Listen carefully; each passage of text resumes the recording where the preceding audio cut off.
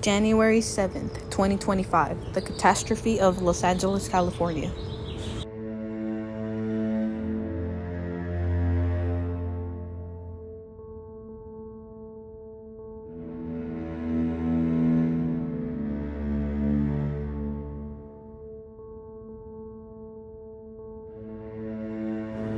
At least 30 people dead and 18,000 homes lost.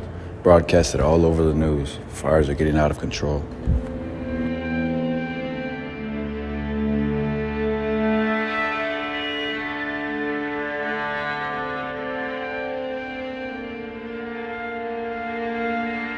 Over 7,500 firefighting and emergency personnel were deployed. At its peak, over 16,000 personnel, including firefighters from CAL FIRE, were doing what they could to tame the fires. There are still families recovering from the fires, and they can be supported in various ways. Visit recovery.lacounty.gov or call 211 for assistance.